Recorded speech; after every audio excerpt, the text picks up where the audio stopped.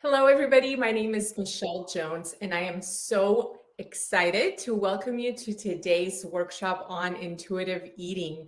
And I have with me Kayli Hi, Anderson. Hi, Michelle. Kayli. For having me. And I also have Amy Hannes. And so she is going to cover a few announcements for us this morning. Yes, we are so glad to have you all here today online with us. I see a lot of people have already found the chat, so joining us from all over. So say hi there. Tell us where you're joining us from. We each are in, let's see, Oklahoma for me. Michelle's in Georgia and Kayli's in Colorado. So we're across the spectrum too. So I see lots of people from all over. The chat section is where you will want to ask your questions. So if you have questions during the workshop, ask them there. We will flag them. And at the end of Kayli's presentation today, we will get through as many of those as we can that's on her subject today. So I think that's it from me. I will pass it back to you, Michelle, to kick this off. Awesome. Thank you so much, Amy. I'm going to go ahead and introduce Kayli to the rest of the group. Registered dietitian Kayli Anderson specializes in supporting women on their wellness journeys.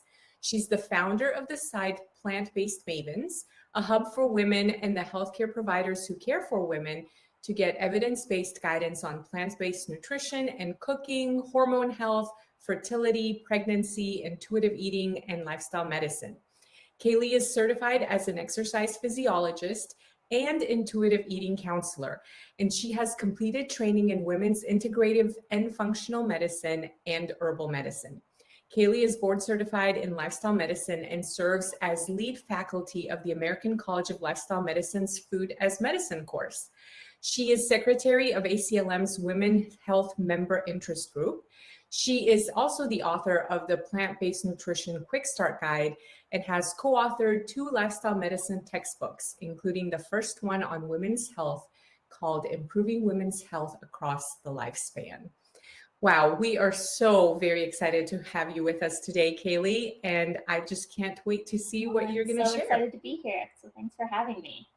All right, well, I am so happy to be here with all of you to talk about one of my favorite topics, a topic that raises a lot of questions, I think, because it sounds too good to be true. And we're going to talk about intuitive eating, a method for stopping dieting and making peace with food.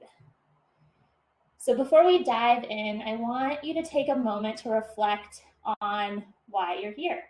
So why did you come to this webinar? I know that you probably have a lot of choices on how to spend this hour of your time. So why did you choose to spend it here?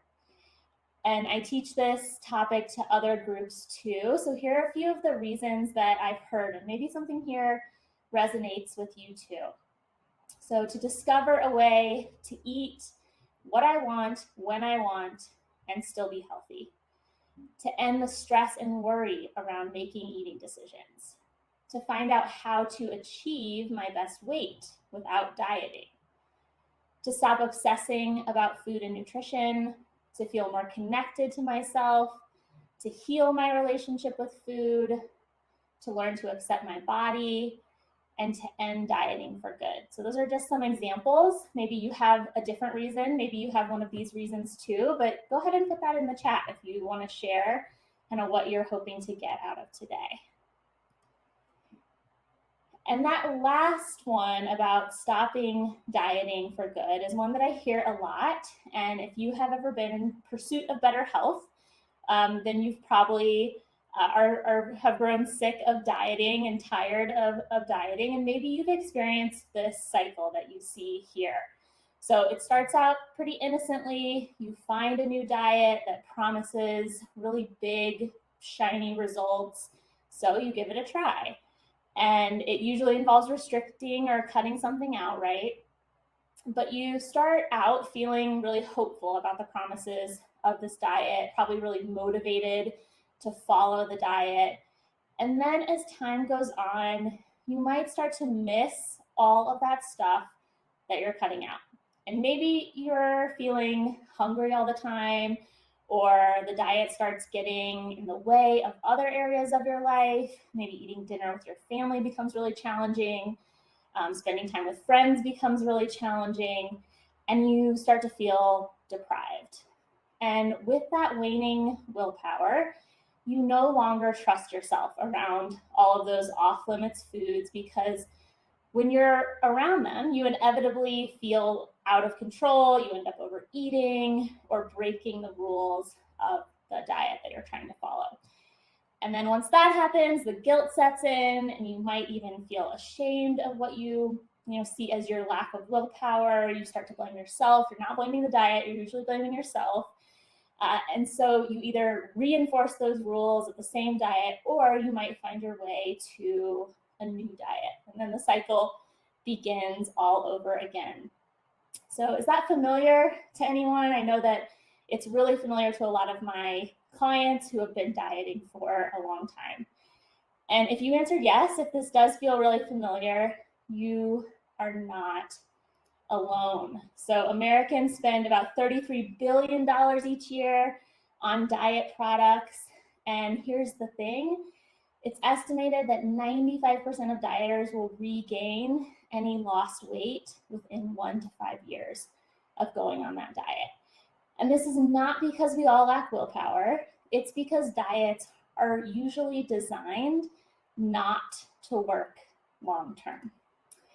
So here are just a few reasons why most diets don't work. They're designed to be unsustainable. That's why they're usually limited to 7 days or 30 days. But I would guess that you plan to live a long and healthy life. So you need something that can sustain you long term. And a lot of diets just don't cut it. They also rely on the wrong type of motivation. So most diets rely on external motivators. So things like the number on the scale, or how you look in the mirror, or a celebrity endorsement. But research actually shows us that external motivators are fickle friends. So they can be motivating for a short term, but they're not usually motivating long term. So we need internal motivators to keep us going long term. And these are things like how you feel, your mood, your energy levels, your deeper why for wanting to be healthier. Also, your pleasure is missing from most diet rules. You're not encouraged to eat things that you enjoy or that hold special meaning or memories for you, and we'll talk about that a little bit more today. Diets are also known for kind of keeping you at war with yourself, and they rely on self-control. And this is really the opposite of intuitive eating, as you'll learn today. Intuitive eating is all about befriending yourself and treating food like self-care, not as a way to control yourself. And last, the most common outcome of dieting is weight cycling. And this is also called yo-yo dieting. So really that pattern of gaining and losing and regaining the same 10 to 20 to 30 pounds over time. And this is actually really dangerous for your health. So that is the most common outcome of most diets. And we don't want to go down that path of constantly losing it and regaining. We want to find something that's really sustainable. So that brings us to intuitive eating. So what is intuitive eating? Well, here's the more kind of official definition. Intuitive eating is a self-care eating framework that integrates your instinct, your emotion, and your rational thought. So it teaches you how to bring all of those things together when you're making food decisions. And it's really the process of learning to hear and respond to your body's cues, and also removing any barriers that disconnect you from tuning into those cues. And it helps you learn how to apply trustworthy health information with gentleness and self-care instead of as another diet. So a lot of people think that intuitive eating is, really just about eating whatever you want, but it really does teach you how to integrate health information and follow healthy eating guidelines in a way that feels like self-care.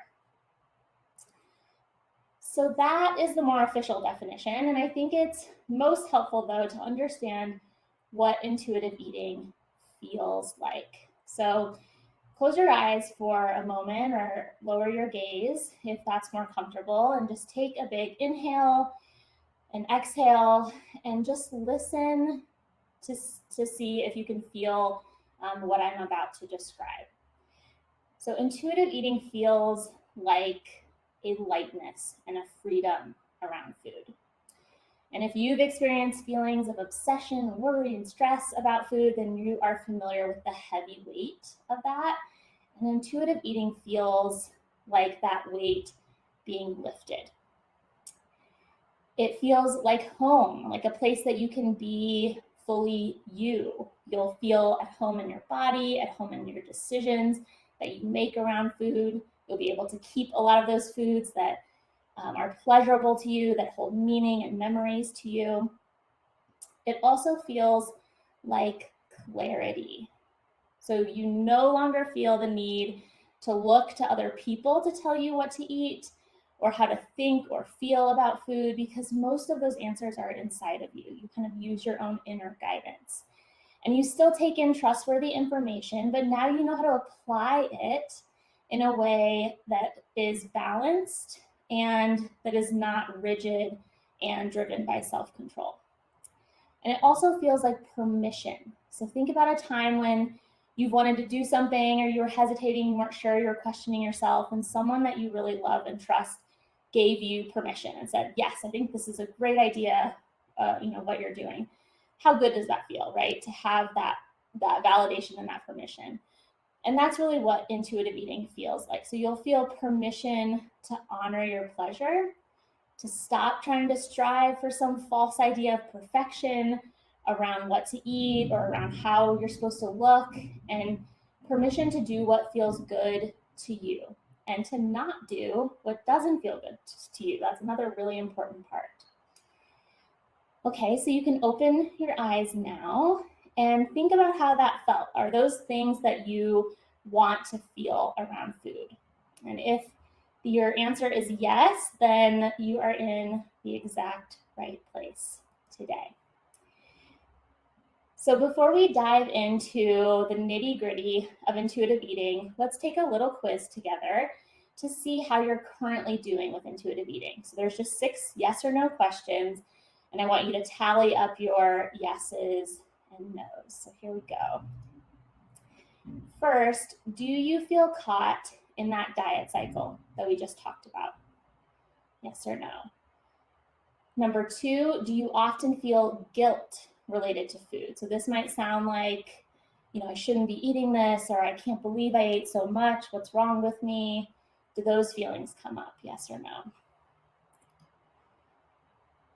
Number 3, do you have a lot of rigid food rules that you follow or attempt to follow? So those things might sound like carbs are bad, or I shouldn't eat gluten, or I'm not allowed to eat before 10 a.m.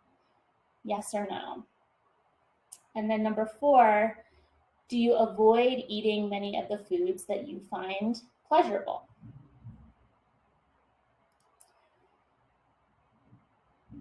Number 5, do you often avoid eating when you're hungry? And number 6, do you find it hard to stop eating when you're full? Okay, so now add up your yeses and nos. And if you had mostly no's, then you are an intuitive eating pro. So congratulations. But stick around because I still think you'll learn some things today. But if you had mostly yeses, which is really common, then your intuitive eating muscle needs to be strengthened. And that's totally okay, because we are all born intuitive eaters. Most of us just kind of lose touch with that because of the environment and the culture that we live in. So intuitive eating is really an unlearning of all that unhelpful dieting stuff that we've been indoctrinated with over time, and a relearning of tuning in to yourself. And it's also a practice. So this is not something you're going to master overnight. So it's something you'll want to practice every day, every meal. Sometimes you'll make mistakes. Sometimes it won't go the way you want it to, and that's okay. It'll be kind of a lifelong practice. And it's also a process, and it's a 10-step process to be exact. So there are 10 principles of intuitive eating, and we're going to go through those now. And as we go through them, I want you to take note of, 1 or 2 of the principles that feel like a really good place for you to start. And at the end, I want to hear, where you're planning on starting at. So intuitive eating is designed to start at number 1 and progress through to number 10. But I find that some people, want to start in a different place. It makes more sense for them. So you kind of make that decision as we go through today. So principle 1 is to reject diet mentality. And this step is all about clearing out those thoughts, beliefs, and perceptions that are lingering from past dieting experiences and messages that are reinforced by our culture. So this is really about kind of cleaning the slate before we really get started. And diet mentality looks like, rigid diet rules that might be bouncing around in your head. You hear them as you're eating, I shouldn't be eating this, or, this is an off limits food. They also look like diet ads that might pop up on your social media feed, unwelcome ads that you're being targeted for. They look like beliefs that you'll completely lose control around certain food. Any kind of tactics to trick your body and override hunger. So things like chewing gum or drinking coffee when really what you need is food. Infomercial style before and after, shock and awe weight loss photos, and airbrushed images of models, celebrities that send a message that we're, all supposed to look a certain way. So all of these things are examples of diet mentality. So how do we start to reject this? Well, first is noticing it. And once you start to see it, you won't be able to unsee it. You'll see it everywhere.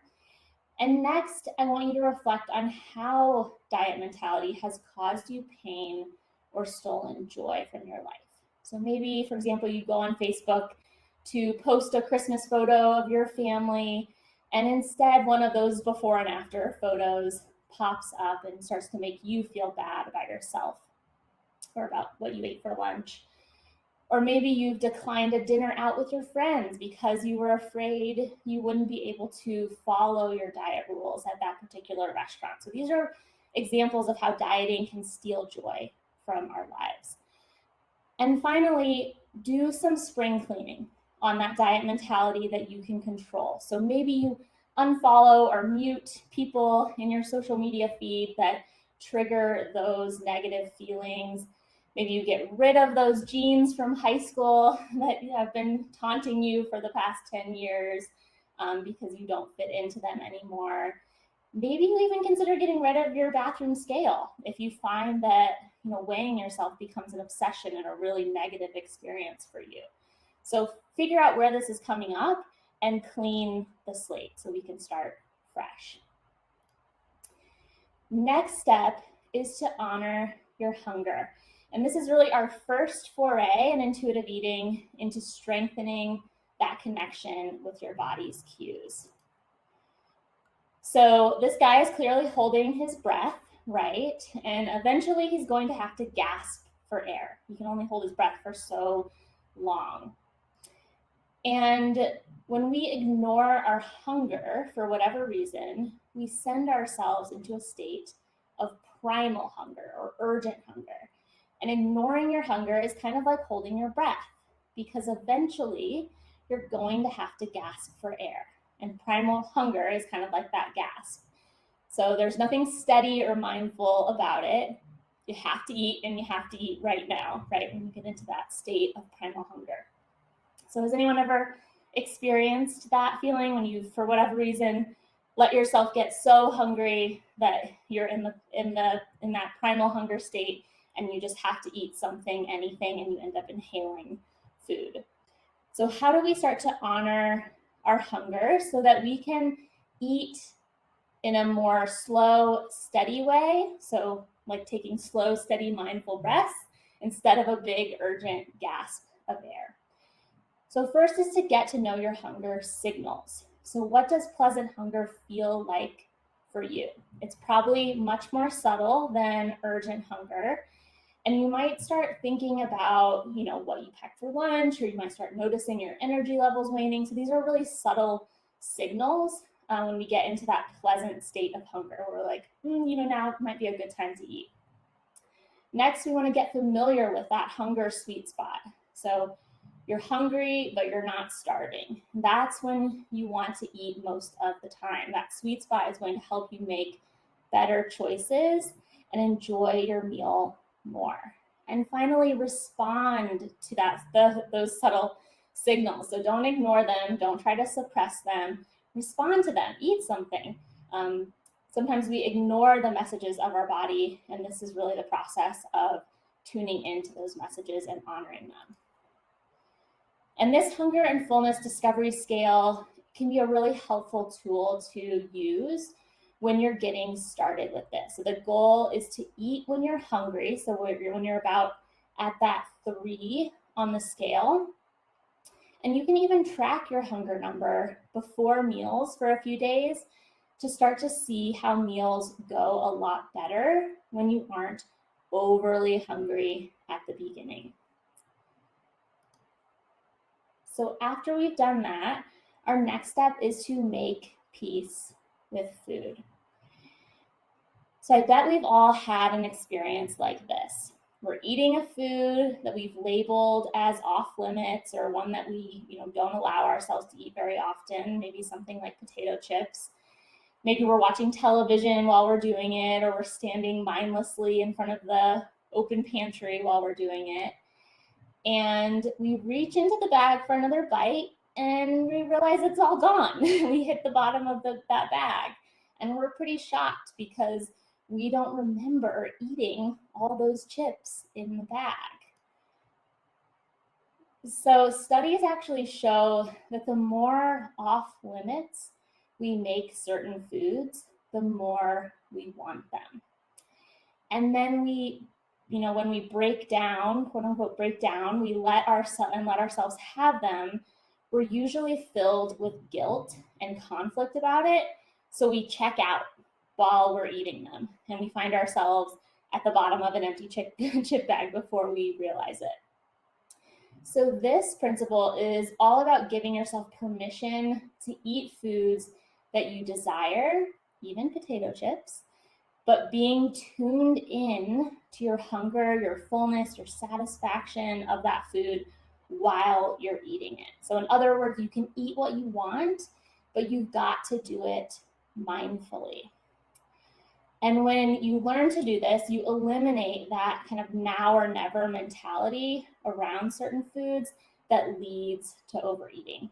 And you truly experience the taste of foods as well as, and this is really important, their effect on your body or how they make you feel. Because that's something that we often don't even notice when we're eating these foods until well after they're gone. And I'm going to share a great example of this from one of my clients in just a moment. So how do we make peace with food? First, we want to start by making a list of foods that we tend to forbid or restrict. So that could be a good step for you to start with. Just list off some foods that have been kind of off limits foods for you. And then think back about the last time you let yourself eat those foods. What were those experiences like? Were you present and connected, or were you checked out?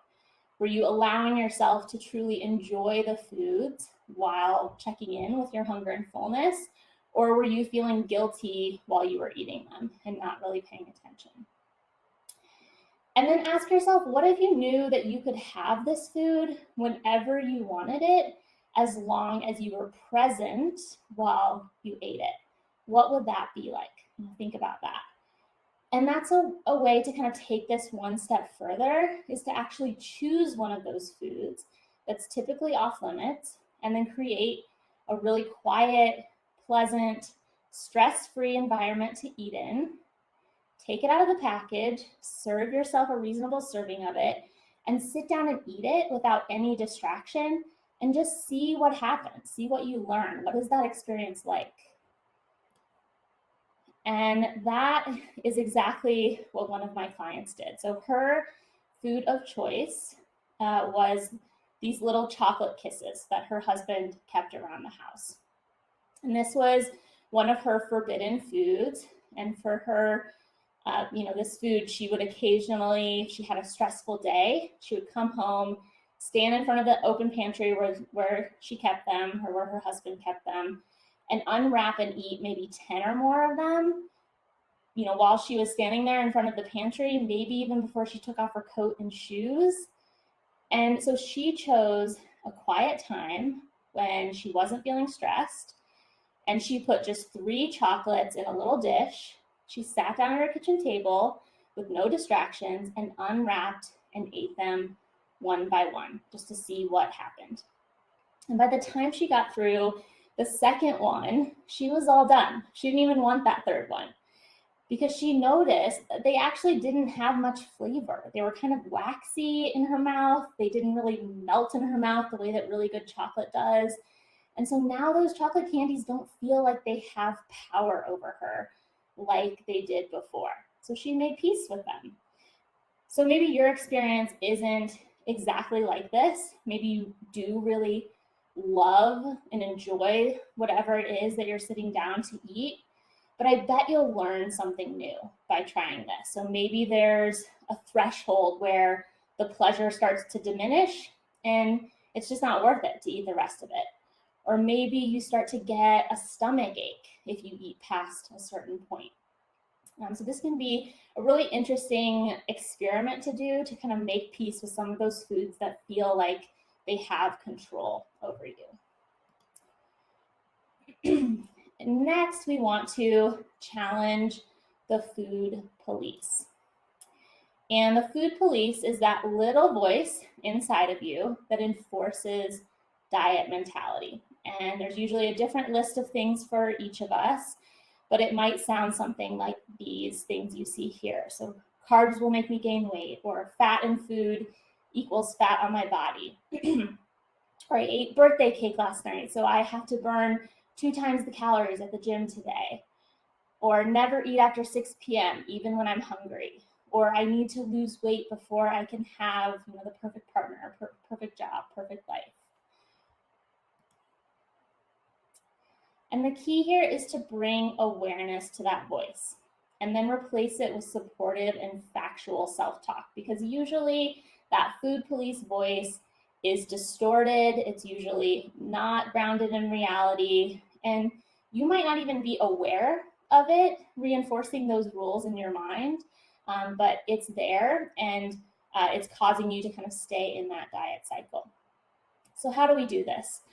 First, we can examine the food rules that we have and where they came from. So start to write down your food rules. What are they? What are the things bouncing around in your head? And then try to remember where you picked those up from. So maybe it was a critical relative when you were younger, or maybe, you know, a diet guru or a book that you read, or a person that you followed before. Or like one of my clients, it was an offhanded comment made by her high school health teacher 35 years prior, and she realized that she was still hanging on to this diet rule that that person had said. So once you've written these out, you want to challenge those food rules. So ask yourself, are these actually true? Is the source that they came from a reliable one? And what is my actual experience with that rule? And so after you've challenged it and kind of, you know, checked it against reality, then you want to reframe it in something that is grounded in reality, and that's probably more nuanced. That's probably not so black and white as most food rules are. So let's look at an example of this. So for example, maybe you have the food rule, never eat after 6 p.m., even if I'm hungry. And you heard that from someone, you know, that you follow on Facebook who lost weight doing intermittent fasting, and that's how they did it. And so that now that's bouncing around in your head as something that you need to be doing. So let's challenge this rule. So challenging it might look like, you know, is this always a good idea? You know, what if I go to the gym after work and don't get home for dinner until 7 p.m.? Should I just not eat dinner? Or what happens when you do follow this rule? So think about times when you have followed this rule. Did it work well for you? You know, what does your real life experience tell you? So say in this case, challenging this rule might lead us to these different reframes. So one example is, when I ignore my hunger at night, I wake up with low energy and end up binging on snacks all morning the next day. If I eat a nutritious snack after 6 p.m. when I'm hungry, I wake up feeling energized and end up eating better the next day. So that's really challenging that rule and saying, actually my real experience is different than, following that rule and what it promises to deliver. It might also sound like, when I'm really hungry after 6 p.m., it's usually a sign that I didn't eat enough during the day. Or maybe sometimes I go to the gym in the evenings and need to refuel my body afterwards. And you might also add, if you do eat too much in the evening before bed, it's hard for you to sleep. So you acknowledge that there is maybe a granule of truth in this food rule, but it's not always true. So you start to see some flexibility in these things instead of the rigidity that we often hear with that food police voice. So try this with some of your loudest food rules. All right, principle number 5 is to discover your satisfaction factor. And this is one of my favorites. So we eat food for many reasons beyond just nutrition. So sometimes we eat for pleasure, we eat for memories, comfort, connection, traditions, and there's nothing wrong with that. But somewhere along the way, we've gotten this message that, having pleasure around food is somehow bad, and that food is just fuel, and that if we're getting pleasure from it, then it must be wrong. So this principle is really all about learning to include your satisfaction when you're making decisions about food, because your satisfaction includes taste, it includes texture, it includes aroma of foods. So you might be thinking, okay, if I only eat for those reasons, then I'm never going to eat a vegetable again. Like, this is not a good way to eat healthy. But here's the thing, satisfaction also includes feeling pleasantly hungry and pleasantly full before and after the meal, so not overeating. It also includes feeling calm during a meal and feeling healthy and energized after eating a meal. So it's really important to include how your body feels, how you feel health-wise in that satisfaction factor. So inviting your satisfaction kind of back into your meals might look something like asking yourself what you truly want to eat and honoring that. Asking yourself how you want to feel after your meal. So that might mean that a burger and fries for lunch is not a good idea before an afternoon of meetings that you need to be really focused for. It also looks like engaging all of your senses at your meals and making the eating experience as enjoyable as possible. And that doesn't mean that you have to light a candle and do a meditation before every meal. It can be really simple things, like maybe you take your lunch outside on a nice day instead of eating at your desk in front of your computer. It also means not settling. So if you want, say a slice of pizza, and having a slice of pizza with a big salad on the side is probably going to leave you more satisfied than, scarfing down an entire cauliflower crust frozen pizza or some kind of stand-in for pizza, and then you still want the real pizza afterwards.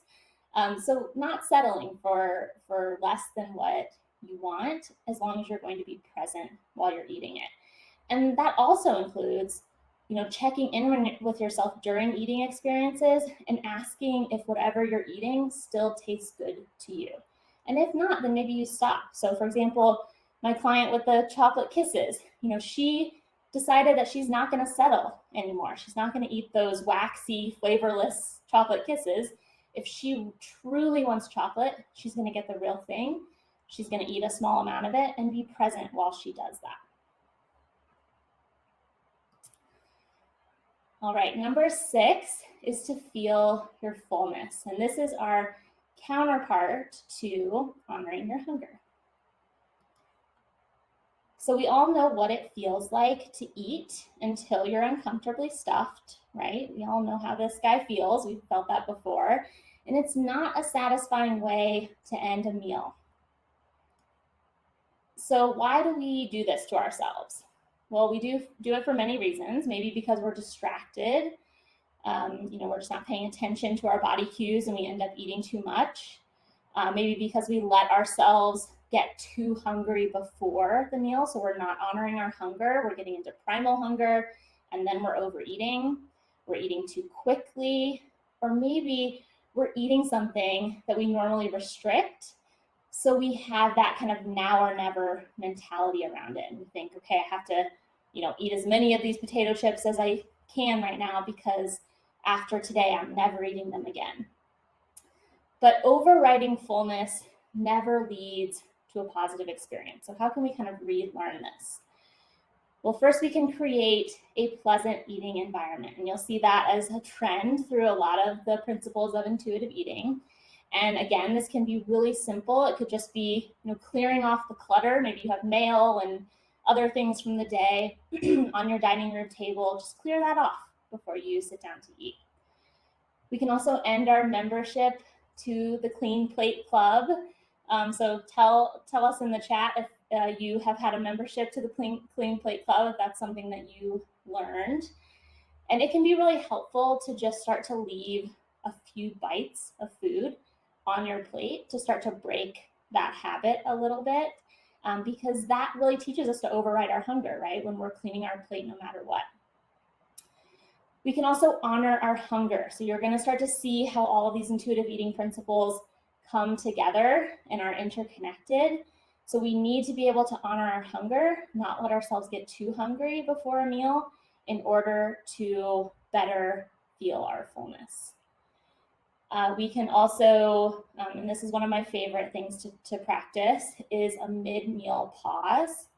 So this is just pausing for even just 10 seconds during a meal when you're about halfway through, 2/3 of the way through, to rate your fullness. So just kind of check in with yourself. It can be, you can do it with other people at the table. You can do it with just yourself. It can be a really quick thing to do, but you just kind of check in and say, where am I at right now? And we can also work on making peace with food. Again, we see another principle coming into this one. So we don't go into meals with that kind of now or never thinking. So if those foods don't feel like they have control over us, then we're less likely to overeat them. And here's that scale again. So our goal is really to eat until we get to about that 7 on the scale, or pleasant fullness. So we really want to practice staying between that 3 and that 7. And that's really where we're going to make the best food decisions. So again, this can be a really helpful tool to use to rate your hunger before a meal, and even rate your fullness midway through the meal or at the end of the meal. So you can start to kind of learn where that sweet spot is. Okay, number 7. This is a really important one and kind of a hot topic within intuitive eating: learning to cope with your emotions with kindness. So what do we mean by that? So how many of you identify as emotional eaters? And if you feel comfortable sharing that, pop that into the chat. I'm sure that you are not alone. A lot of people identify that way. But we often mistake emotional eating for a food problem. Like we're addicted to food, or we can't control ourselves around a food. And so a lot of people that come to me who identify as emotional eaters want food help to control that. But I want to offer kind of a different perspective on emotional eating. And that is that emotional eating is not a food problem. It's usually a self-care problem. So it's normal for us to have a somewhat emotional relationship with food. We just looked at all those other reasons why we eat beyond nutrition, right? So I'm sure you have memories of meals, with people that you love, or dishes that people that you love have made that are traditional in your family. It's okay to have an emotional relationship with food. This isn't a bad thing. However, sometimes we use food to avoid feelings or to cover up unmet needs. And that's when it becomes a self-care problem. So how do we get to the root of this? So here are a few ways that we can work on this. First is to start with just reevaluating the basics. So are you sleeping enough? Do you have ways to cope with stress in your life? All of these things can leave us vulnerable to turning to food instead of meeting our needs if they're out of balance. So just kind of do a basic assessment of, where is life kind of out of balance and how might this be contributing to me being vulnerable to using food when I really need to be taking care of myself. Next, when you're in the midst of an emotional eating moment, so maybe you had a difficult experience and you are about to turn to your food of choice in those emotional moments, ask yourself this question: what do I truly need right now? And that can take practice to learn how to answer that question. But if you answer that question honestly, it might be setting a boundary in your life that's not there, or scheduling a little bit of me time if you're feeling overextended, or calling a close friend to vent about a tough day that you had instead of turning to food to try to numb those feelings. So there are lots of ways that we can cope with difficult feelings that don't involve food. So the key here is really catching yourself in that moment before you turn to food and figuring out what the true need is and doing your best to meet it. You also might need to practice sitting with uncomfortable feelings. So feelings like anger, sadness, stress, worry, loneliness.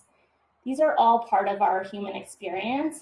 None of us enjoy feeling these things, but we often will use food to escape them. So learning how to just sit with these feelings and let them pass, it can be really powerful for working through emotional eating.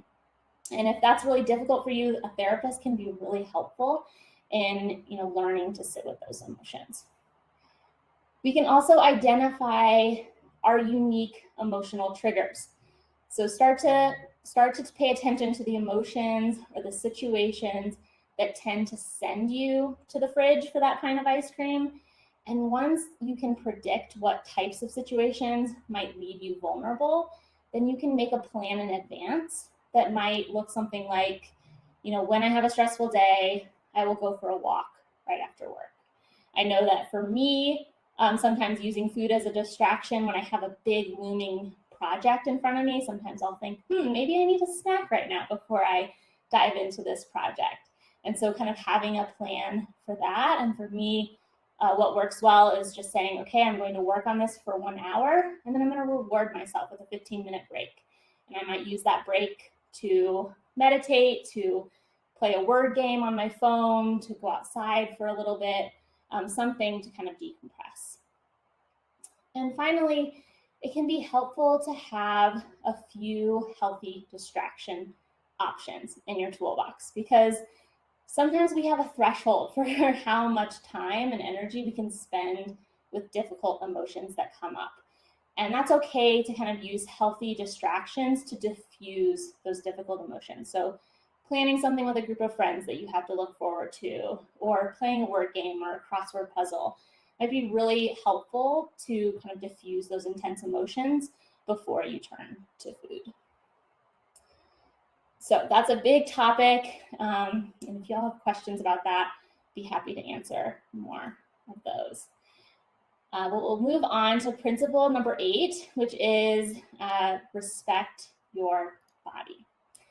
So why does this one matter? Well, I believe that when you respect your body, you are more likely to take care of your body. And we're really working on rebuilding that relationship with ourselves, right? And here's the thing, you do not have to love how your body looks in order to respect it. So that's a misconception that some people have. Respect is really about believing that your here and now body, just as it is, deserves to be taken care of. So how can we practice this? I think the easiest way is to practice a daily body gratitude. And this can be really simple. So maybe first thing in the morning or right before you go to bed, You just list one thing about your body that you're grateful for. We don't do that enough. And try to focus on the functionality of your body versus how your body looks. So I'm grateful for my strong arms that can pick up my grandchild, or I'm grateful for my beating heart that just continues to beat without me even having to think about it. So there's a lot of really amazing things about our bodies that we don't pay attention to. Another really simple way, wear comfortable clothes. It's really amazing how just wearing clothes that you feel good in, that aren't too tight, can really help to kind of shift how you feel about yourself. You can also just make sure you're practicing basic self-care. So this can be, if your relationship with your body is kind of a tricky thing, this can be a really nice way to dip your toe into this principle. So making sure that, you're brushing your teeth, you're washing your face, you're making your dentist appointments and doctor's appointments to take care of the body that you have. And then last, this is probably the most challenging part of this principle, stop comparing your body to others. So this one can be really difficult, but going back to principle 1 with rejecting diet mentality, if there are things in your life, people in your life, conversations that happen, things that you see on social media that put you in comparison, kind of that compare and despair place, then get those out of there. We don't need those. We don't need things in our life that make us feel less than. And then principle 9 is a non-food technique, but I think it's an important one to cover. So movement, feel the difference. And this one is really about working on your relationship to exercise, because this is great cross-training for intuitive eating. So again, if you find it challenging to start with intuitive eating with the food piece, maybe this is a good way to get started and to start with kind of your relationship with exercise. And it's really about learning to see movement as a way to experience pleasure, joy, and other health benefits instead of solely focusing on burning calories, losing weight, or changing how you look physically.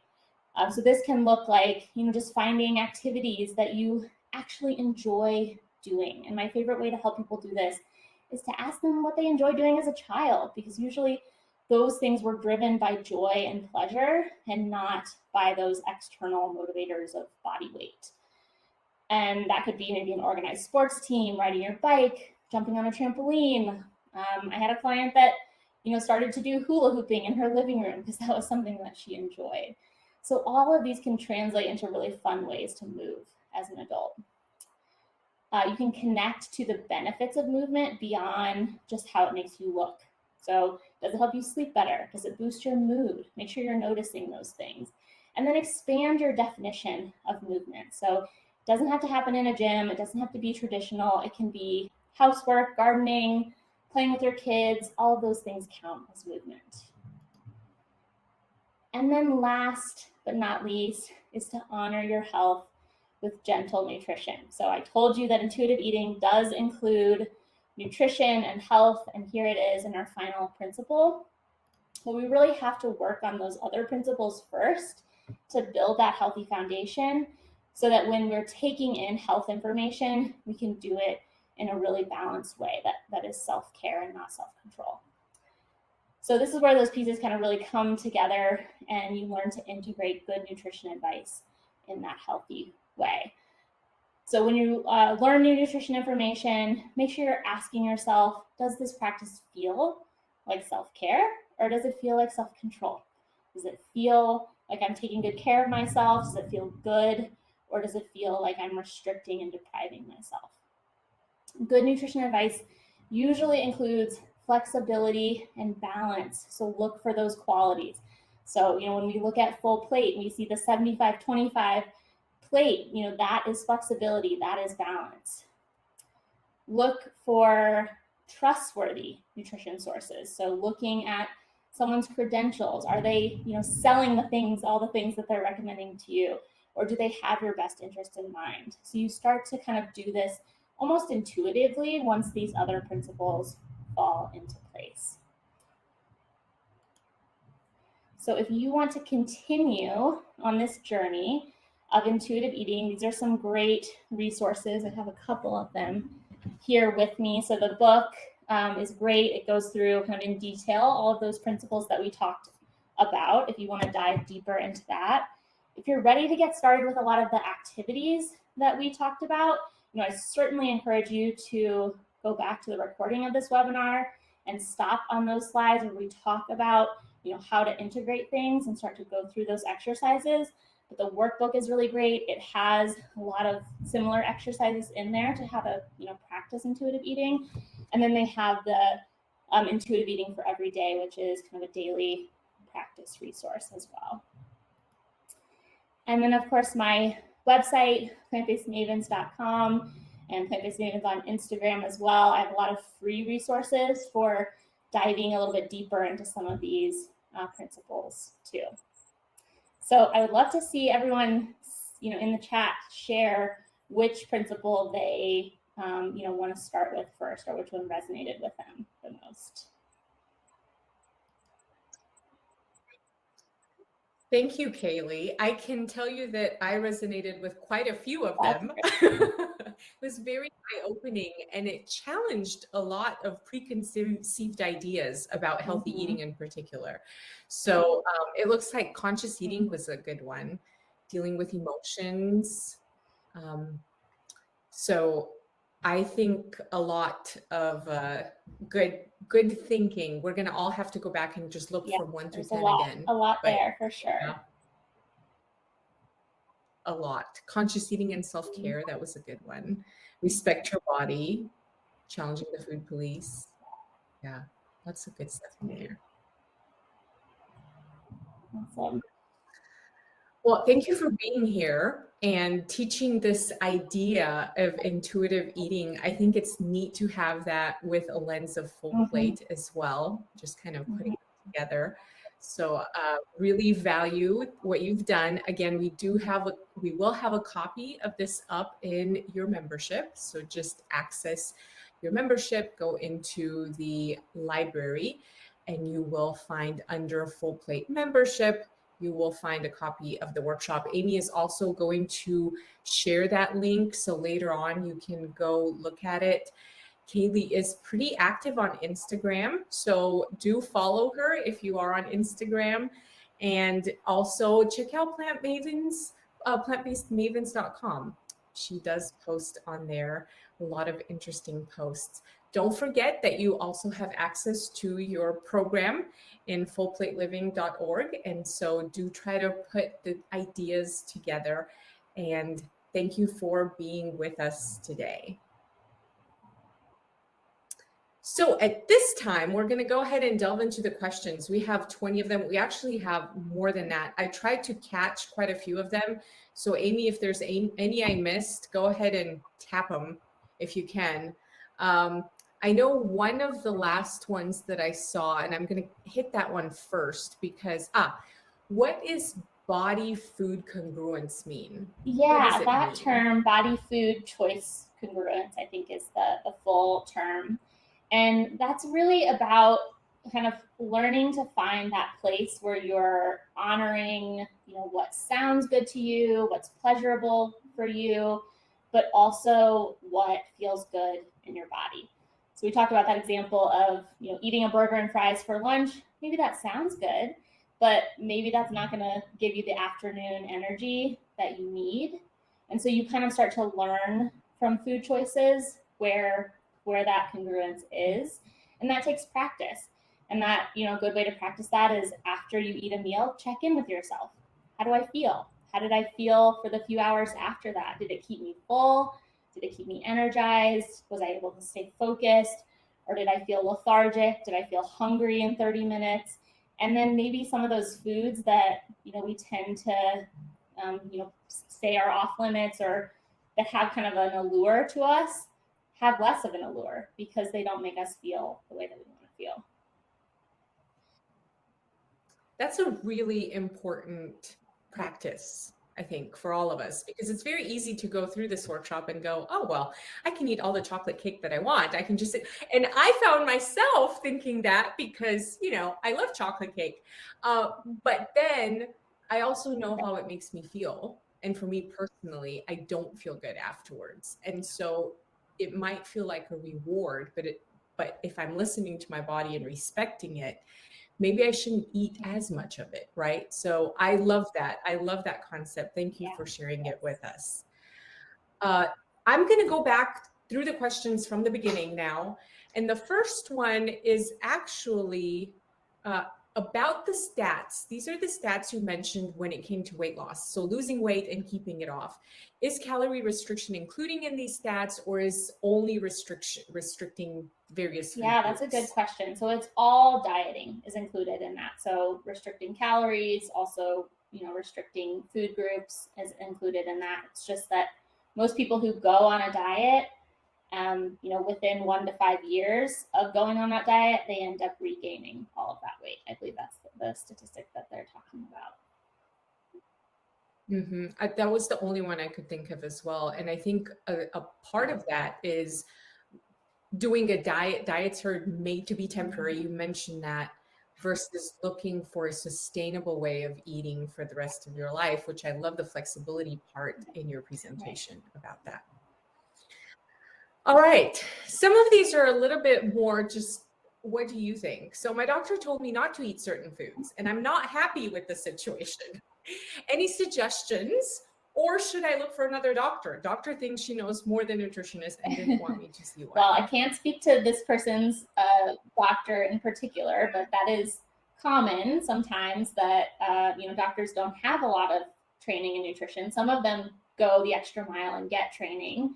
And so probably a dietitian is your best bet in finding, specific food information, unless your doctor does have some kind of advanced nutrition training. But I think in general, this question does speak to something that comes up with, maybe you have a health condition and your doctor has recommended that you don't eat certain foods. And so how does intuitive eating work with that when there really is off limits foods? And again, that's really about connecting, like making that body food choice congruence connection. So, if eating a lot of sodium is leading to hypertension, then kind of making that connection for yourself that, these foods are actually leading to this disease, and this disease is causing, all of this ripple effect in my life where, I'm unable to do certain things that I used to do, or I don't feel the way that I want to feel, and kind of making that connection with those foods. But yes, it is good to seek out maybe some other opinions on, just to make sure that the information that you're getting is good information. Excellent. We talked a bit about this cycle of weight loss and weight gain. So here's a question of somebody who's lost 90 pounds over 3 years and then gained 30 of it back over a year, and then maintaining this new weight. That's where they're at right now. Are they in that cycle? Yeah, that's a good question. And I don't want anyone to feel, if you have gone through that yo-yo effect and you've lost or regained, I don't want anyone to feel badly about that, that you've done something that you can't undo now. It's okay. It's very common. It's just something that you want to be aware of so that you can get yourself kind of out of that cycle. And, it sounds like this person, if they're maintaining that weight loss, that's really wonderful. Congratulations for that. I'm sure that took, a lot of work and on your part to make that happen. So I think that, that sounds like an okay balance there. Excellent. So you spoke earlier, and I'm just going to maybe a 20-second answer here, because I think you've already answered it. There are people who are skipping certain foods because of what it's making them feel. In this particular situation, it leads to migraines. And so in that case, is that diet mentality, or is that, again, that sitting down, respecting your body, listening to it? And how would you balance those foods in this kind of a situation? Yeah. I think that, again, making that connection with how those foods are making you feel can be really helpful. I see that a lot with people with celiac disease, and they have to exclude gluten, and they might really love bread, and that's, devastating to have to exclude those foods. But making that connection for yourself about how those foods make you feel is really important. And that's not considered diet mentality. That's you taking care of yourself and making sure that you feel your best. Thank you for clarifying that. I think that's very important. So this question is worded a little bit confusing, but I think this is the heart of it. We know that a lot of food is fortified because so many good nutrients are taken out of it in the process when they're processing it. Is there much food, processed food, being made without taking out the good stuff? Is there processed food being made while still keeping in the good stuff? That's a good question. And I think we get into kind of the nuances of what processed means, because, you know, a can of corn can be considered processed because it's been cooked and cut off the cob. But I think when we get into what's called ultra processed foods, that's when we get so far down the line of processing that the foods are pretty unrecognizable, you know, to be traced back to a whole food. And, you know, that in that case, the definition of processing is really taking away most of the good stuff, taking away the fiber and a lot of the nutrients.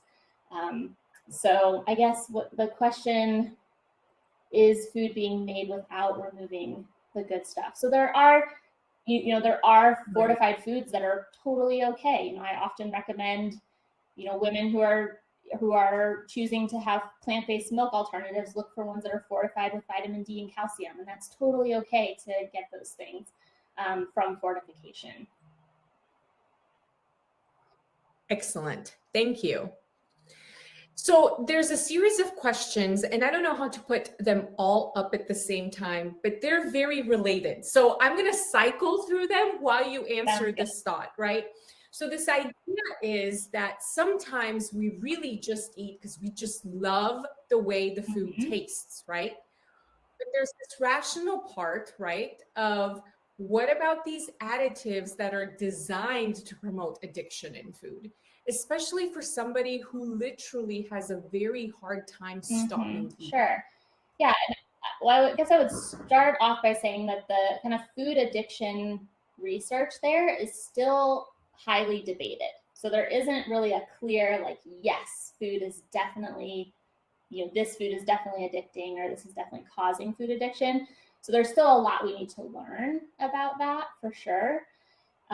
But yes, there are certain flavors like sweet, salty, those things that we are kind of programmed, you know, based on survival to go towards. And again, I think it's really just about, you know, going back to that practice of eating those foods in an undistracted way and seeing what happens. So often we go to those foods when we're distracted or we have a lot of mental chatter about them, but try eating them in like a very, you know, very peaceful environment, in a very non-distracted way, and see what happens. Do you still feel the same way? Do you still feel like you can't stop eating them? So I think that would be an interesting thing to try for people who feel like they're not able to stop eating easily. Excellent. Thank you. So another one, a series of questions, because it's on the same topic, and that's this beautiful idea that you presented about this mid-meal pause. So how do you actually stop in the midst of a binge to have this mid-meal pause? I can't even say it. Yeah, well, the mid-meal pause is best used in kind of a more normal eating experience. So say you're out to dinner with friends, or you're sitting and having a meal with your family, and just putting down your fork for a minute when your plate's maybe halfway gone or 2/3 of the way gone, and just checking in with yourself. And that can just be something that no one even notices that you're doing. You're just taking a breath and thinking, you know, where am I at on that scale, that 1 to 10 scale? During a binge, I think ideally you stop yourself before. So the best thing to do is to kind of catch yourself right before you're going to do that. And maybe you journal, maybe you just reflect for a minute, think about, what do I really need right now? What am I feeling right now? And is there a different way to meet this need? Maybe you continue with the binge, but you will learn something in that moment and start to kind of shift that behavior. And if stopping before is not easy to do and you've already made your way through, then check in afterwards when you're starting to feel that, oh my gosh, what did I just do? I can't believe I just ate all of that. Stop for a second and think about what happened before the binge, what led to that, so that you can start to make a plan for next time. So maybe it was that stressful day at work. Okay, what can I do tomorrow if my day goes the same way when I get home? Maybe my running shoes or my walking shoes are right here by the door. I put them on and I go outside and I go around the block, and that's enough to diffuse the feelings. So you kind of have to start to learn. Ideally, you're stopping before, but if it happens midway through, if it happens after, that's okay. You're going to learn something from that. I love the idea of turning it into a learning experience. All right, this is a tough one. How do you know if a food rule is true? Ooh, that is false? a good one. So I think going through that process of kind of checking your food rules, starting with where did you learn this from? Because that might be a first clue of, you heard your mom say it when you were younger, or whatever it might be, whether or not it's a good nutrition source or not. And then, if you get a little bit further down the line and it's something like, don't eat after, like intermittent fasting is very popular right now. So if it's something like that, don't eat after a certain time. Maybe you start to seek out good nutrition sources that you can turn to. So people who have credentials, everyone here at Full Plate, great resources to turn to for these types of questions, and to start to kind of do a little information gathering so that you can identify whether it's sound nutrition advice or something maybe you shouldn't follow. And then also, the goal of intuitive eating is checking in with yourself. So even if time-restricted eating has some good research around it, it may or may not be right for you. So you kind of have to decide that. Maybe you do go to the gym after work and you end up eating dinner at 7 p.m. every night, and that's just kind of what works for you. And you might not go to the gym if you try to switch that around. So using your own life experience is also really important to kind of say, okay, this rule might be true, but I don't know that it works for me, and that's okay too. So personalizing it for yourself. Thank you, Kayli, and thank you for sticking around a little bit later to answer some of these questions. I know that some of you may be tied by time, and if you have to go, that's okay. Kayli has agreed beforehand to stay a little bit later to hit some of these. And so here's our next one. And this is sort of related to some of the answers we've done. It's the idea of moderation. Is moderation safe? Are bodies able to handle processed foods and clean saturated fats, cholesterol, and all of that out of our system well if it is given just a moderate amount along with whole foods? That's a really good question. I think there's a lot of nuance in that question. I think that our bodies are incredibly adaptable, and eating, if you're not eating all whole foods all the time, that's okay. You can still be healthy. And, we don't, even in research, we see that it's not perfection that's really going to make you healthy. And sometimes, the foods that bring us pleasure, that have memories attached to them, that allow us to connect with people in our lives, maybe aren't whole foods. And that's okay too, to include those occasionally. So I think it's a balance between kind of where is your health at now? What are your health goals? And then what kinds of things beyond nutrition bring joy and pleasure into your life? Because those things are part of our eating experience, for sure.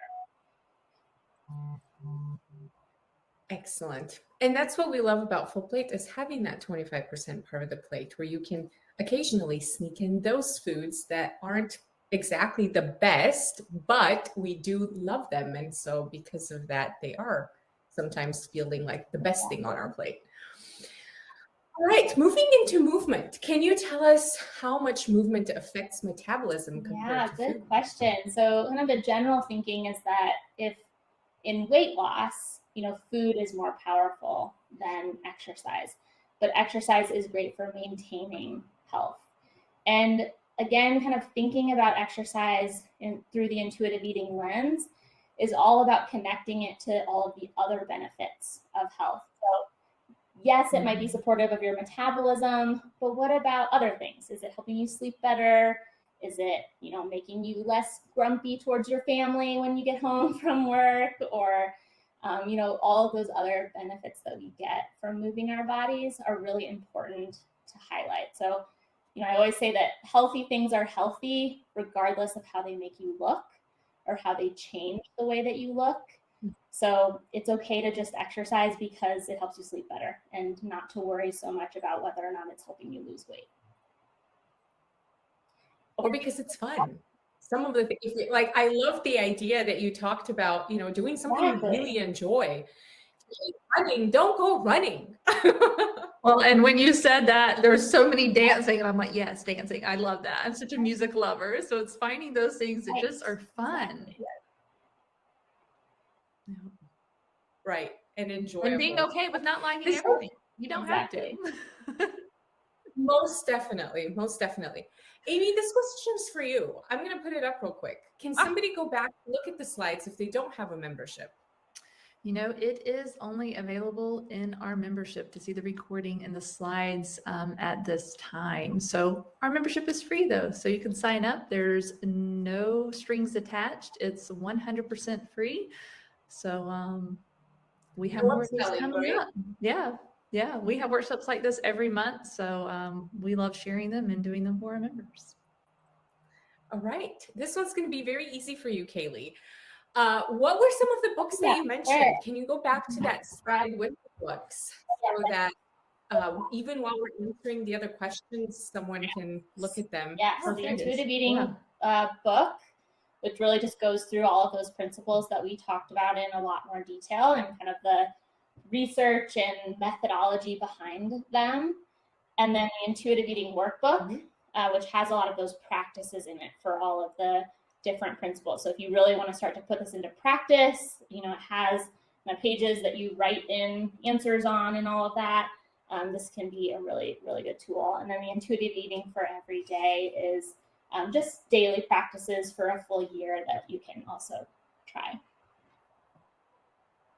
So Kayli has a favorites page on her website that Lynn found and shared the link. And so I will put that link back in here again. And if you scroll down to the very bottom, you will find those books. Thank you, Lynn.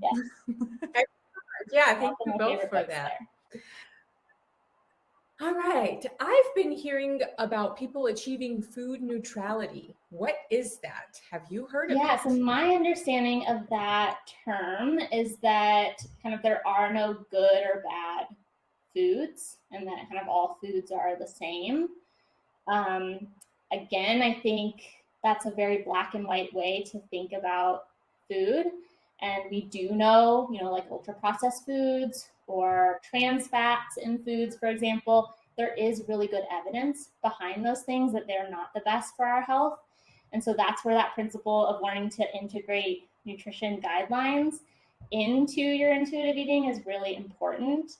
But I think kind of what that term is really trying to get at is that making peace with food, where foods don't feel like they have a lot of control over you, and that you can enjoy your ice cream when you want to enjoy your ice cream, and you can enjoy your salads and your fruits and vegetables as well. Excellent. This is the last question that we have up here. Are there studies that prove your 95% number that you used in your data earlier regarding people who lose weight? I'd be happy to put the source of that. I can share that with you guys so you guys can share that. Excellent. I figured that you had some, maybe multiple ones. So. Thank you for that. I did want to pull out something else. This was not a question, but this was fascinating enough that I put it in here because it's something we've talked about before, the three of us. And one of our attendees, Pam, said, I love the idea of mid-meal pause. I often don't realize I'm full until 15 to 20 minutes after the meal, so I go for seconds. What is this 15 to 20 minutes thing? Is that a thing, or is it just something that Pam experiences? Yeah, it is a thing. So it's not just Pam. It takes a while for our stomach to communicate to our brains that we are full. And most of us in the modern world are eating our meals in like 10 minutes or less, right? But having that 15 to 20 minute length of time allows your body to communicate with your brain so that you kind of know that you're getting to that fullness place. And so it's often hard for people to implement that at every meal, to take that long to eat a meal, just because of the way our lives work. So that mid-meal pause can be just a helpful moment to just put your fork down for a second, maybe take some drinks of water, and just check in with yourself. Excellent. Thank you so much. Yes. I think that was all. You've answered some of my questions that I actually wrote down. I was like, well, if nobody's going to ask that, I'm going to ask it. So lots of things to chew on mentally and physically. So thank you so much for being here with us today and imparting your wisdom with us. Amy, do you have any other thoughts? No, I don't. We greatly appreciate you doing this workshop for us, and just look forward to all the great things ahead. Kayli is kind of a huge part of Full Plate, and we love being able to run things by her. She's a great dietitian. We've so enjoyed working with her, and love bringing this idea of intuitive eating to all of you today. So thank you all for joining us. Well, thank you. Thank you. Have a great rest of your week.